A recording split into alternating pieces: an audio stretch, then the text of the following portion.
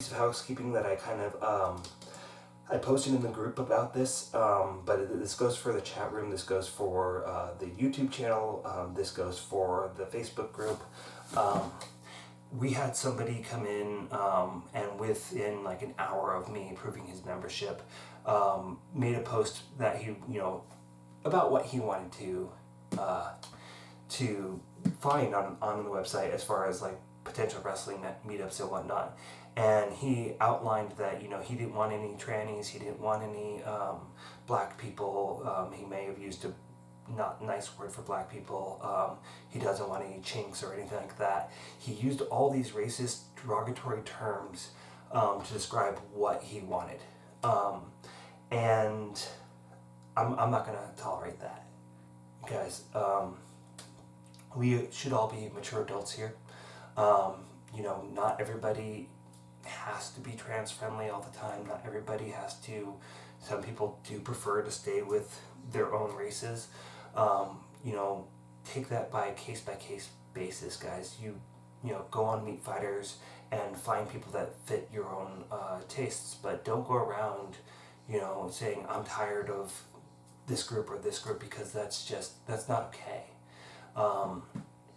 I also got messaged earlier today by somebody I just let into the Facebook group who is, I believe they're genderqueer, female-bodied, and kind of asking, is this group just for gay men only? It's labeled as for gay men at this moment in time. Really, my end goal for everything is to try to really, really cater to all of these gender and sexual minorities that don't often feel safe going to a wrestling club or a jiu-jitsu schools. They had mentioned Wrestlers Without Borders. That is a great organization for if you want to compete worldwide. As far as like creating local clubs, I don't know really how much they've done, but it's a good resource out there. But really, for people who want to study jiu-jitsu, I have been at clubs where people have said, were afraid that I was going to give everybody at their school AIDS, just because I was gay. I don't have any STIs, including HIV. But he was very convinced of it. He also made it very clear that if any of his students found out that I was gay and they had a problem with it, I would be kicked out. So, that's really, unfortunately, that's not uncommon, especially with wrestling clubs. My roommate wrestled all the way through high school. He said it was a very traumatizing experience for him. A lot of people I know that were gay or trans, Joe Rogan recently, I think it was recently, went on to a rant about how basically trans people shouldn't be allowed to compete because, they're on steroids, because if someone was female bodied and then transitioned to male, they're taking testosterone. Well, then let them compete with the boys because they identify as a boy. Same thing. I know that, men have somewhat of a genetic advantage to girls when they're growing up. I think that actually goes down quite a bit when they get older and they become more adult. So I think that when the biggest issue facing us as a society when it comes in terms with trans people is the staggering suicide rate for trans people, which kind of hovers between 30 and 50%, depending on region, depending on age, right? Teenagers are probably closer to that 15% range. So, the lesser of two evils, you got somebody who has a potential genetic advantage rolling in a tournament.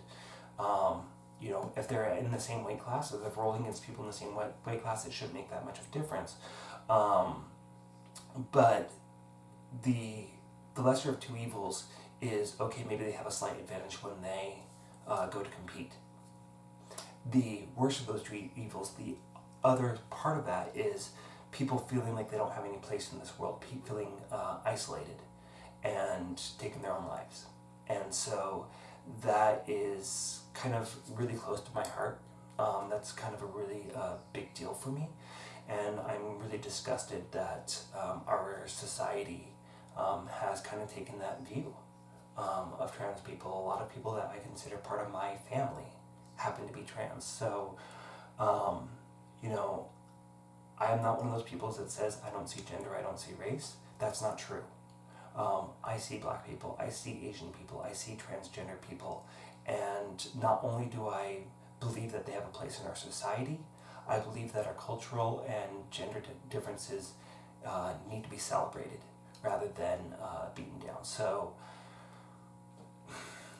I'm sorry that was so long-winded. I guess that's just kind of the mood I'm in tonight. But I think that's a very important thing to say. So, you know, if you're not okay with my attitude towards people who are different than you, then as far as I'm concerned, you can go fuck off. And I'm dead serious about that.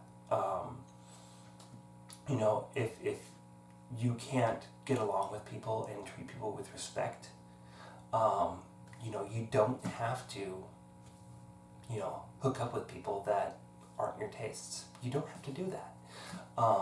But you can be polite about it. You can be friendly to people who are different than you. Really, I think this is, and I guess the reason why I'm saying this is because I'm heartbroken. I'm heartbroken that so early on into this, somebody has decided to be that much of a dick, and it's not welcome. So, I'm a little choked up here. I'm a little sad, and I hope that if you've had those feelings, if you feel isolated, welcome to our group. I don't care about your gender. I don't care about your sexuality. I don't care about your race. Okay? Come in, make friends, please. That's what we're here for. If you have those feelings where you don't believe that these people have a place here, that they don't have a right to exist, that you want to have a special club just for straight white or gay white men, go start your own club. But for me, for this community, this is about all of us. It's not just about people who are just like you. We're here to heal. We're not here to segregate. So, I'm going to let you guys off with that. I'm sorry that I had to say that. I'm sorry it was so long. But this is the community that I'm trying to build. And so, if you want to be a part of it, believe me, you are part of something very special. So, thank you guys. You have a good night, and I will see you around.